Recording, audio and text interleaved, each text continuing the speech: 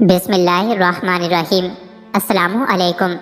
روزانہ واقعات سننے کے لیے اس چینل کو سبسکرائب کریں۔ حضرت سیدنا ابو محمد خراسانی رحمۃ اللہ علیہ کا بیان ہے کہ ایک خراسانی تاجر کا غلام بہت نیک و پارسا تھا۔ موسم حج میں جب حاجیوں کے قافلے حرمین جانے لگے تو اس نیک غلام کے دل میں بھی حاضری کی خواہش جوش مارنے لگی۔ اس نے مالک کے پاس جا کر حال دل سنایا اور حاضری کی اجازت طلب کی۔ بدبخت و گستاخ تاجر نے انکار کر دیا۔ تاجر نے کہا، اگر تم میرا ایک کام کرو تو میں اجازت دے دوں گا، ورنہ ہرگز اجازت نہ دوں گا۔ پکا وعدہ کرو کہ تم وہ کام کرو گے۔ غلام نے کہا، بتاؤ کیا کام ہے؟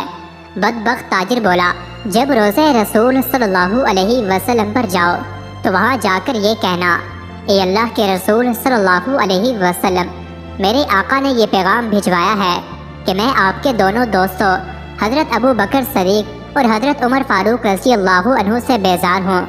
اگر میرا یہ پیغام پہنچانے کی حامی بھر لو تو میں تمہیں بخوشی اجازت دیتا ہوں۔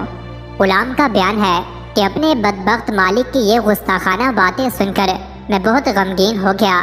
بظاہر تو میں نے ہاں کر دی، لیکن جو میرے دل میں تھا اللہ اسے بہتر جانتا ہے۔ بہرحال میں قافلے کے ہمراہ مدینہ منورہ دھڑکتے دل، لرزتے قدموں اور پرنم آنکھوں کے ساتھ روزہ رسول صلی اللہ علیہ وسلم کی جانب بڑھنے لگا۔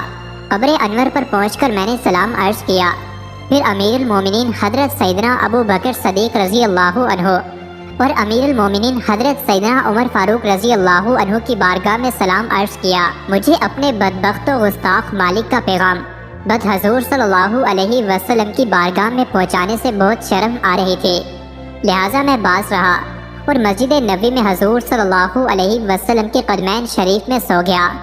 میں نے خواب میں دیکھا کہ قبر انور کی دیوار شق ہو گئی اور حضور صلی اللہ علیہ وسلم چہرہ چمکاتے ہوئے باہر تشریف لے آئے۔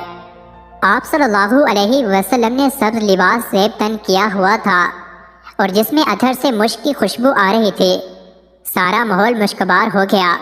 حضور نبی کریم صلی اللہ علیہ وسلم کی دائیں جانب امیر المومنین حضرت ابو بکر صدیق اور بائیں جانب امیر المومنین حضرت عمر فاروق رضی اللہ عنہ تھے۔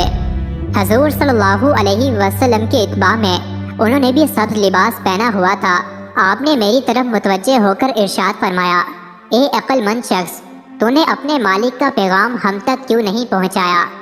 حضور صلی اللہ علیہ وسلم کی ہیبت اور رعب اور دبدبہ اتنا تھا کہ میں نے سر جھکائے دستے بستہ عرض کی، میرے آقا، مجھے شرم آتی تھی کہ آپ کو آپ کے پہلوں میں آرام فرما دوستوں کے متعلق اپنے بدبخت مالک کا گستاخانہ پیغام سناؤں۔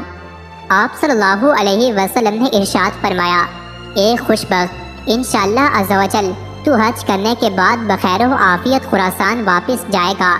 جب تو اپنے مالک کے پاس پہنچے تو کہنا، اللہ عز و جل کے رسول نے فرمایا، بے شک اللہ عز و جل اور اس کا رسول اس سے بیزار ہیں جو صدیق و فاروق رضی اللہ عنہ سے بیزار ہے۔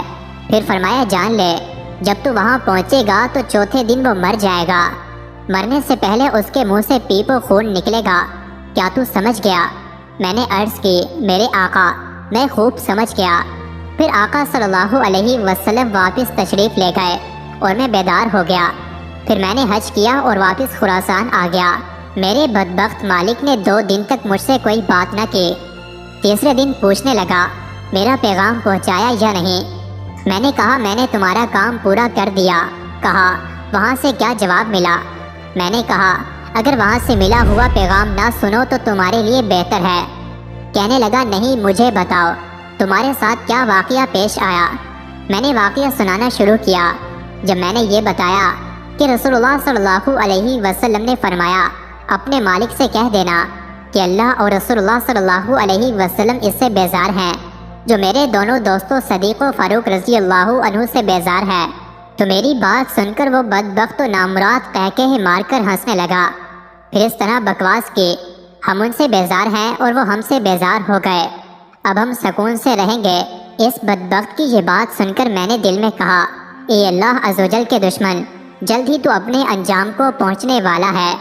حضور صلی اللہ علیہ وسلم کے فرمان کے عین مطابق چوتھے دن اس بدبخت کے چہرے پر گندے پھوڑے نکل آئے اور اس کے منہ سے پیپ اور خون بہنے لگا۔ بالآخر ظہر کی نماز سے قبل وہ گستاخ و نامراد بڑی ذلت امیز اور عبرتناک موت مر گیا۔ بعض سلف کا بیان ہے کہ میرا ایک ہمسایہ حضرت ابو بکر عمر رضی اللہ عنہ کو گالیاں دیا کرتا تھا۔ ایک دن اس نے بہت کچھ گالیاں دیں، میری اور اس کی ہاتھا پائی بھی ہو گئی۔ آخر میں گہرے رنج و غم میں ڈوبا ہوا گھر پہنچا۔ میں نے غم کے مارے کھانا بھی نہیں کھایا اور سو گیا۔ رات کو خواب میں رحمت عالم صلی اللہ علیہ وسلم کو دیکھا۔ میں نے آپ صلی اللہ علیہ وسلم سے شکایت کی کہ فلاں آپ کے صحابہ کو گالیاں دیتا ہے۔ پوچھا کس کو؟ میں نے کہا حضرت ابو بکر عمر رضی اللہ عنہ کو۔ آپ صلی اللہ علیہ وسلم نے مجھے چھری دی کہ اسے ذبح کرو۔ چنانچہ میں نے چھری لی اور اسے لٹا کر خواب ہی میں ذبح کر دیا۔ میرا ہاتھ خون میں بھر گیا۔ میں نے چھری زمین پر ڈال دی اور زمین سے ہاتھ پونجھنے لگا کہ آنکھ کھل گئی۔